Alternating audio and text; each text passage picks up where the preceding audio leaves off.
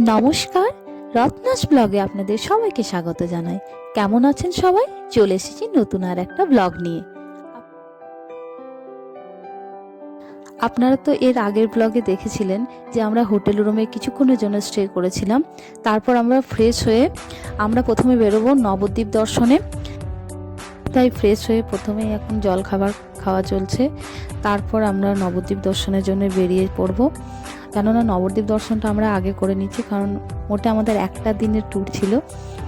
তাই প্রথমে আমরা নবদ্বীপ দর্শন করব, তারপর নবদ্বীপ থেকে ফিরে এসে প্রথমে মায়াপুরে আমরা প্রসাদ খাবো, তারপর মায়াপুরের যে ছোটোখাটো আরও মন্দিরগুলো, আশেপাশের মন্দিরগুলো আছে, সেগুলো দর্শনের জন্য বেরোবো।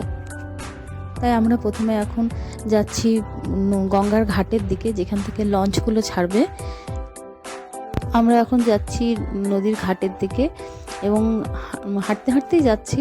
তো আশেপাশের মন্দিরগুলো দেখছিলাম হাঁটতে হাঁটতে যেতে যেতে। আর এখানে দোকানগুলো সব খুলে গেছিলো প্রায়। আর শীতের সকালে রোদটাও ভীষণ ভালো লাগছিলো, তাই হাঁটতেও ভালো লাগছিলো। আর রাস্তায় যেতে যেতে এখানে দিলাম ভীষণ সুন্দর একটা মন্দির ছিল, কিন্তু নামটা আমার জানা নেই। যদি আপনাদের কারো জানা থাকে তো অবশ্যই কমেন্টে জানাবেন যেটা কি মন্দির ছিল।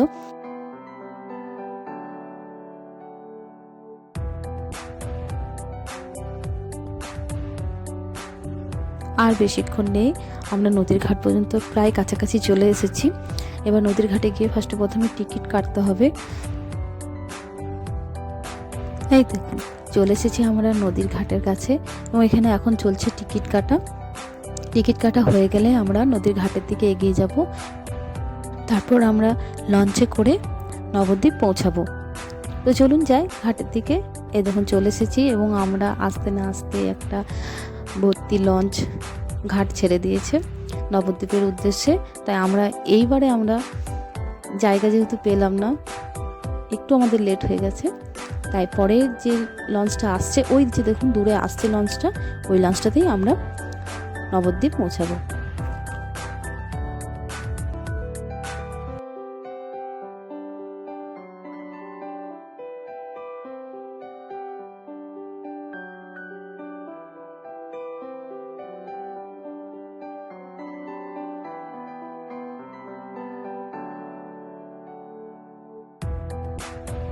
লঞ্চ চলে এসেছে। নবদ্বীপ থেকে আনা যাত্রীরা সবাই নেমে পড়েছে, এক এক করে খালি হয়ে গেছে। আর মায়াপুর থেকে যারা নবদ্বীপ যাবে তারা সবাই এবার এক এক করে উঠে পড়ছেন। তো এখানে কিছু কিছু সিট ছিল, যে যার মতো করে জায়গা পেয়েছে সেভাবে বসেছে। যারা জায়গা পায়নি তারা প্রায় দাঁড়িয়ে দাঁড়িয়ে যাচ্ছে, কোনো অসুবিধার কিছু নেই। সবাই যে যার মতো জায়গা করে নিয়ে বসে পড়েছে, আমরাও সবাই বসে পড়েছি।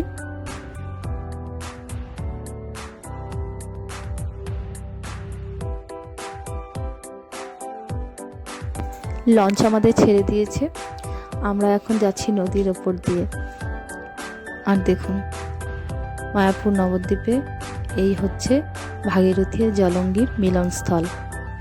দুটো জল কিন্তু দুরকম, একটা একটু ঘোলা টাইপের আর একটু স্বচ্ছ কাঁচের মতো, আপনারা দেখলেই বুঝতে পারবেন।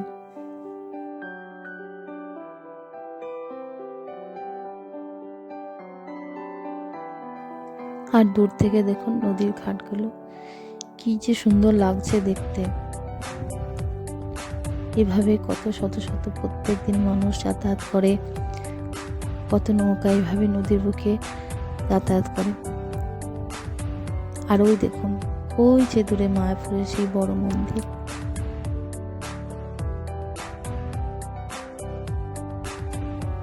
চলুন, আমরা পৌঁছে গেছি নবদ্বীপ এবং নবদ্বীপে এসে আমরা যে আশেপাশের মন্দিরগুলো ঘুরবো তার জন্য টোটোর ব্যবস্থাও করে ফেলেছি। এখানে প্রচুর প্রচুর প্রচুর টোটো এখানে থাকে, আপনাদের এখানে এলে কোনো অসুবিধাই হবে না। শুধু ঠিকঠাক করে আপনারা টোটো ভাড়াটা একটু ঠিক করে নিতে হবে। এরপর আমরা টোটোর ব্যবস্থা যেহেতু হয়ে গেছে, সব এক এক করে টোটো চেপে আমরা নবদ্বীপের মন্দিরগুলো দর্শন করব। চলুন তাহলে যাওয়া যাক। আমাদের টোটো ছেড়ে দিয়েছে, এবার আমরা এক এক করে মন্দিরগুলো দর্শন করব। আপনাদেরকেও দর্শন করাবো, তবে হয়তো সব মন্দির দর্শন করাতে পারবো না, কারণ আপনারা তো সকলেই জানেন যে সব জায়গায় মোবাইল ফোন ক্যামেরা এসব অ্যালাউ থাকে না। তাই যে মন্দিরগুলোতে ফোন ক্যামেরা এসব অ্যালাউ আছে, তাই আপনাদেরকেও যতটা পারবো দেখাবার চেষ্টা করব।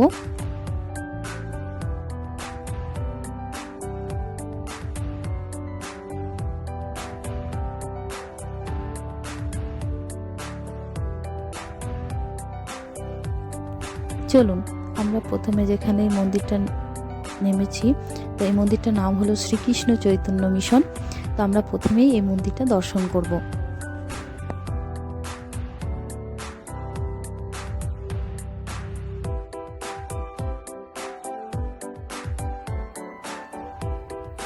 আর প্রথমে এসেই দেখুন এই যে কার দর্শন পেয়েছি, লাড্ডু গোপালের।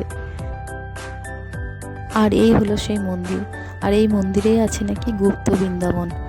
তো চলুন, আমরা এখন যাচ্ছি গুপ্ত বৃন্দাবন দর্শনে।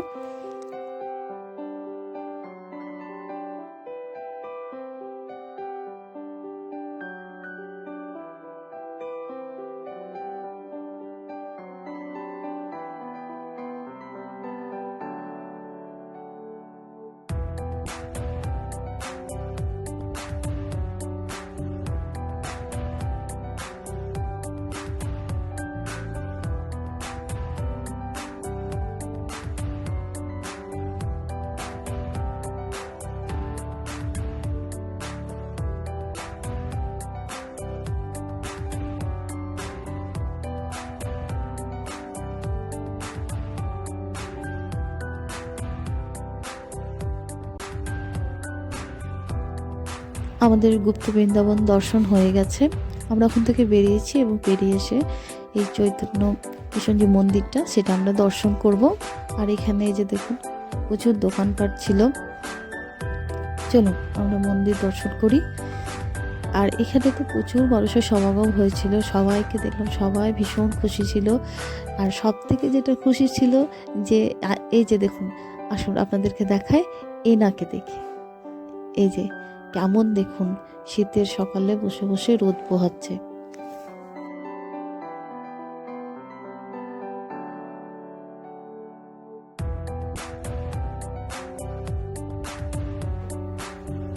চলে এসেছি আমরা আর একটা মন্দির দর্শনে, কিন্তু মন্দিরের নামটা আমার এই মুহূর্তে মনে নেই।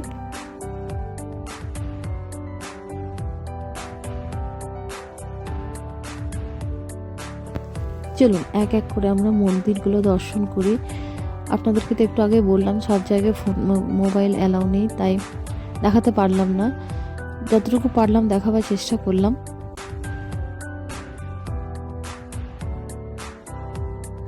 আমাদের সব মন্দির দর্শন হয়ে গেছে। তো এখানে এসেছি এখন, এই দেখুন সামনে আছে নবদ্বীপের বিখ্যাত লাল দই। তো দেখেও ভীষণ লোভ লাগছে, তাই ঠিক করেছি আমরা যে সবাই মিলে একটু দই কিনে দই খাবো।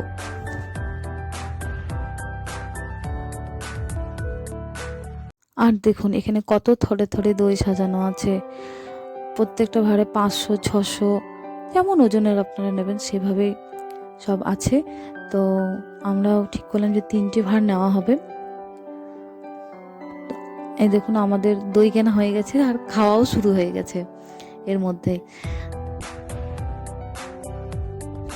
এখানে দাঁড়িয়ে দাঁড়িয়ে আমরা সব গল্প করছিলাম আর খাচ্ছিলাম। আর এদিকে রিমি দই ভাড় হাতে নিয়ে ও দাঁড়িয়ে আছে, কারণ ওর বর গেছে লঞ্চের জন্য টিকিট কাটতে, ও চলে এসেছে। চলুন আমাদের খাওয়া হয়ে গেলে আমরা মায়াপুরের উদ্দেশ্যে রওনা দেব।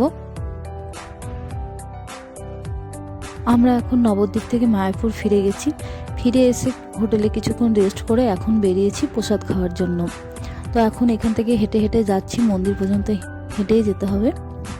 টোটোরও ব্যবস্থা আছে, বাট আমরা হেঁটে গেছিলাম আর টোটো আর করিনি। আর এই যে দুদিকে দেখছেন প্রচুর দোকানপাট সব খুলে গেছে এবং প্রচুর প্রচুর জিনিস বিক্রি হচ্ছিল, এবং আমরা সেটাই আলোচনা করছিলাম যে কী কী কিনবো। আর এখানে খাবারের যে কুপন দেওয়া হয় সেটা সকাল 7টা থেকে কাটা হয়ে যায়।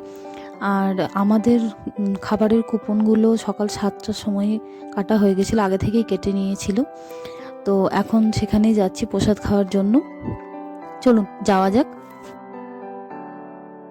দেখুন আমরা চলে এসেছি মন্দিরের মেন গেটের কাছে। এটাই হলো মন্দিরের মেন গেট।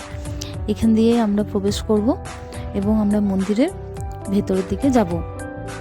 আর এই যে সেই বড় মন্দির, এখনও তৈরি হতে অনেকটাই সময় লাগবে, এখন অনেকটাই বাকি আছে।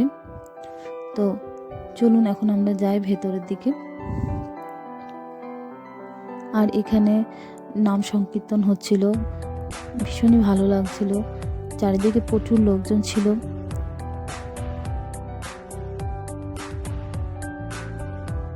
এখন আমরা মন্দিরের ভেতরের দিকেই যাচ্ছি। এই হলো তা যাবার রাস্তা এবং পাশেই যে বড় মন্দিরটা তৈরি হচ্ছে। এগুলো সব ভবনগুলোর এক একটা নাম আছে, আমার নাম এই মুহূর্তে সব মনে নেই। তো এখন আমরা খাবারের জন্য যাচ্ছি।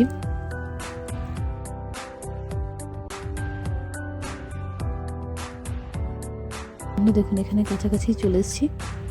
আর এই যে দোকানটা দেখছেন, এই যে ঘেরওয়ালা, যে এগুলোকে গোপী ড্রেস বলে, আর এই যে শাড়িগুলো ছিল এগুলো কি শাড়ি বলে আমার মনে নেই, যদি আপনারা কেউ জানেন তো অবশ্যই কমেন্টে জানাবেন।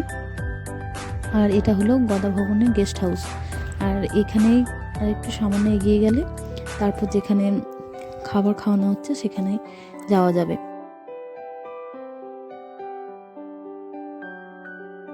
এখন আমরা চলে এসেছি খাবারের জায়গায়। অনেকক্ষণ লাইনে দাঁড়ানোর পরে তবে আমরা লাইন পেয়েছি। আর এখানে দেখুন প্রচুর মানুষ প্রসাদ গ্রহণ করছে। তবে আগে সিস্টেম ছিল অন্যরকম, এখন সিস্টেমটা একটু আলাদা রকম করেছে। আগে বসিয়ে প্রসাদ বিতরণ করা হতো, কিন্তু এখন লাইনে দাঁড়িয়ে আপনাকে প্রসাদ নিতে হবে, তারপর আপনাকে বসে প্রসাদ গ্রহণ করতে হবে। আর এই যে আমারও প্রসাদের থালা চলে এসেছে, আর আমরা সকলে বসে পড়েছি এখন প্রসাদ গ্রহণের জন্য। ওখানে সবাই, ঝুম্পা, রিমি, ওরাও সবাই বসে পড়েছে। চলুন, আমাদের প্রসাদ খাওয়া হয়ে গেছে। এবার আমরা ঘুরে দেখব মায়াপুরের যে আশেপাশের মন্দিরগুলো আছে সেগুলো এখন দর্শন করব। তো এখন সেটাই আমরা যাচ্ছি, মন্দির থেকে বেরোবো এবং বেরিয়ে সেখান থেকে টোটো করব, তারপর আমরা আশেপাশের মন্দিরগুলো ঘুরে দর্শন করব।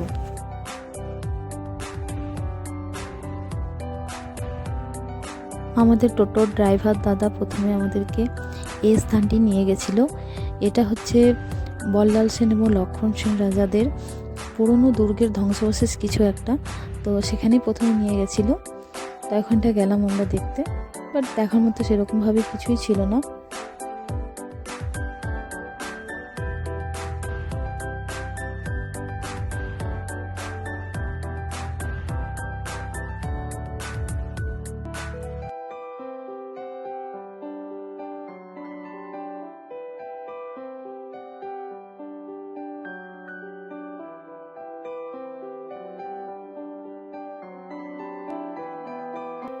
এখন আমরা চলে এসেছি মায়াপুর ইস্কনের জগন্নাথ মন্দির।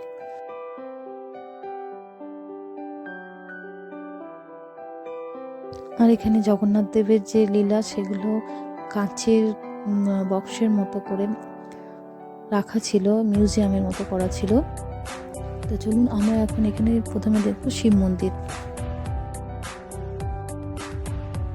আর এখানে একটা অনেক পুরনো গাছ ছিল এবং তাতে প্রচুর ঢিল বাঁধা ছিল। মানুষ মনস্কামনা পূরণের জন্য এখানে ঢিল বাঁধে এবং মনস্কামনা পূরণ হয়ে গেলে তারপর ঢিল খুলে দেওয়ার রীতি আছে।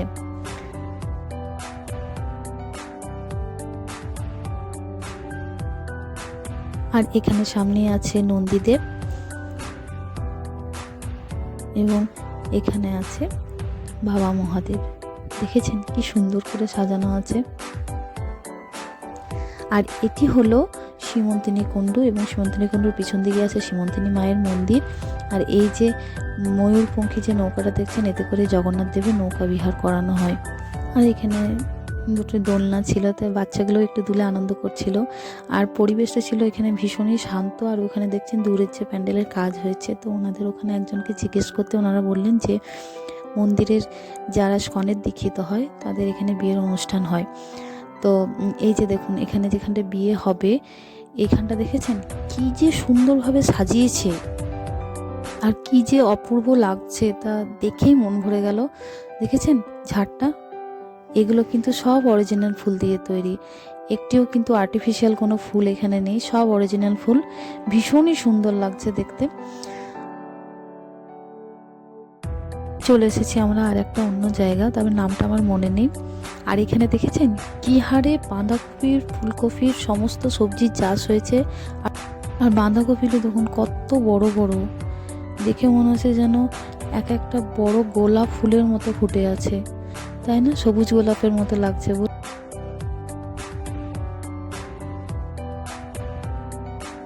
আর দেখুন আগেকার দিনে যেমন গ্রামগঞ্জের বাড়িগুলোতে প্রত্যেকের বাড়িতে যেমন এরকম একটা করে ধানের গোলা থাকতো, সেরকমই এখানে ধানের গোলার মতনই ছিল।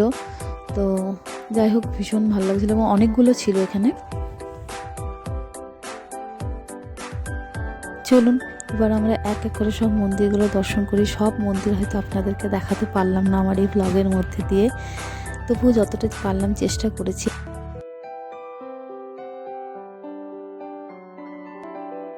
আমাদের ঘোরা হয়ে গেলে এরপর আমরা আমাদের হোটেলে ফিরে যাব এবং সেখানে কিছুক্ষণ রেস্ট করে আবার আমাদেরকে বেরিয়ে যেতে হবে, কেননা বাস আমাদের রাত্রে খাওয়া দাওয়ার পরেই ছেড়ে দেবে। আরও মন্দির, আরও সব যেসব জায়গাগুলো আছে সেগুলো ফোনে ক্যামেরাবন্দি করতে পারিনি, তাই আপনাদেরকে দেখাতেও পারলাম না, তার জন্য দুঃখিত। এখানে দেখুন কত ফুলের চাষ করেছে, গোলাপ, গাঁদা, চন্দ্রমল্লিকা, বিভিন্ন রকমের ফুল ছিল। কি যে ভীষণ সুন্দর লাগছিল দেখতে। চলুন আজকের মতো ব্লগটা এখানেই শেষ করলাম। আমার ব্লগ যদি আপনাদের ভালো লাগে তাহলে লাইক, কমেন্ট এবং শেয়ার করবেন এবং আমার চ্যানেলটিকে সাবস্ক্রাইব করে দেবেন। দেখা হবে আপনাদের সঙ্গে পরবর্তী আর একটা ব্লগে।